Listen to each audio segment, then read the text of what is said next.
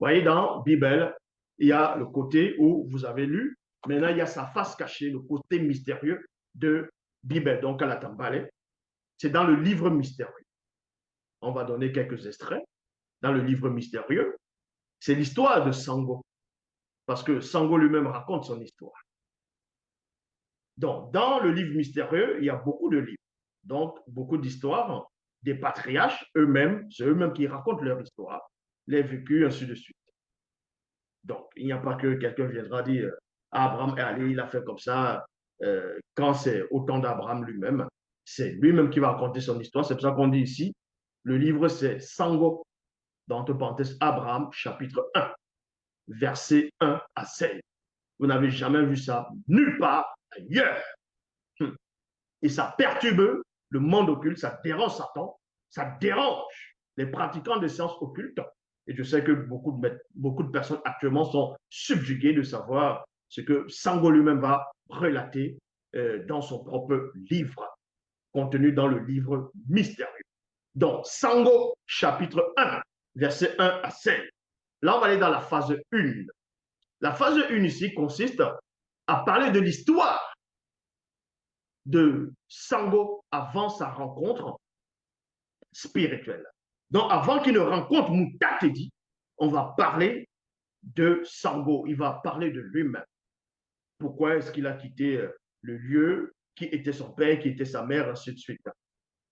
Donc, au verset 1, il est dit ici, plusieurs siècles après ces événements, moi, Sango, fils de Ibembame, donc il veut dire attendre longtemps sur place, dans les versions classiques, ils vont l'appeler Terrache, et petit-fils de Ibangane, qui veut dire refuser à quelqu'un. D'autres diront, on va traduire son nom plus tard, qui donnera, ils vont essayer de donner le nom qui donnera Nahor.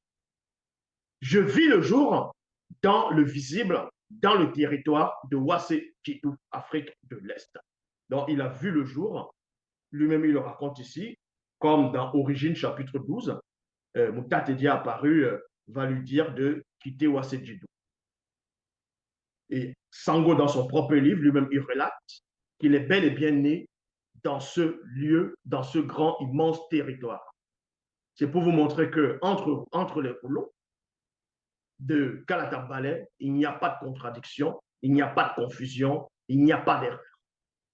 Donc, Sango, dans Abraham chapitre 1, verset 1, il est ici, comme je dis, plusieurs siècles après ces événements, ou quand le livre mystérieux l'OBA permettra que ça puisse être à la main de plusieurs.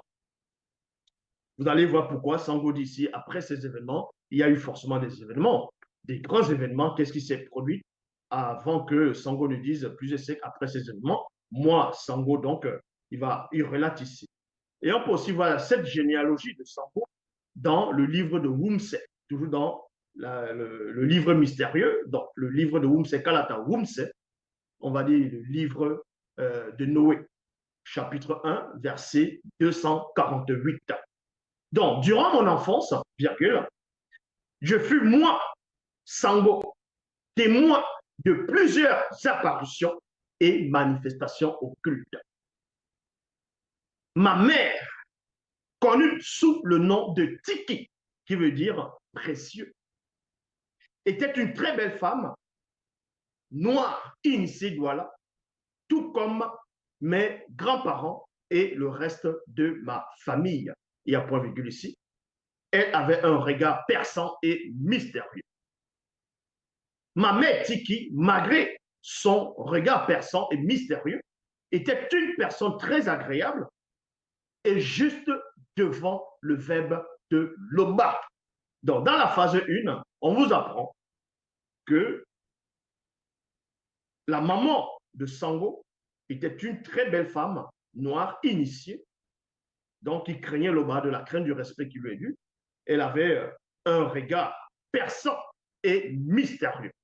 Sans cela, où ils ne vont pas décrire ou montrer, parler de la maman de Sango, donc d'Abraham dans les versions classiques, parce que ça ne ils ne peuvent pas comprendre le mystère de cette femme. Cette femme qui a marqué son fils, Sango. Pour cela, on va maintenant aller dans la phase 2, le père de Sango. Parce que dans la phase 1, on parle de qui est sa mère, et son nom c'est Tiki, qui veut dire précieux. Mais à cause de l'influence et de la porte d'entrée de mon père, Ibembame plutôt, moi, Sango, virgule, je ne fus pas circoncis au bout de 8 jours de ma naissance. Il y a un point ici. Donc, vous voyez une telle précision, c'est ce qu'on appelle la précision. Pourquoi une telle précision?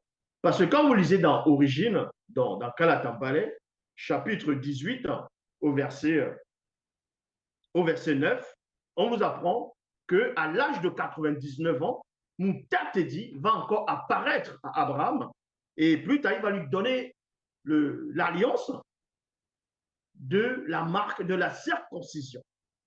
Donc, l'alliance de la circoncision.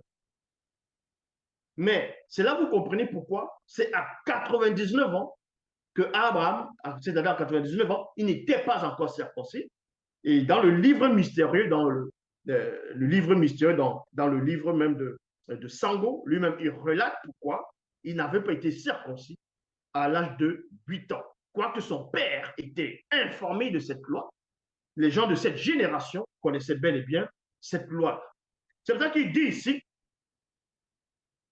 mais à cause de l'influence et de la porte d'entrée de mon père, Ibembame, moi, Sango, je ne fus pas circoncis au bout de 8 jours de ma naissance.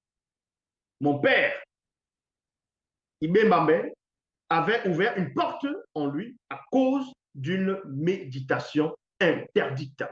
Point virgule. Dans la suite, il devint polygame et idolâtre. Il devint polygame et idolâtre.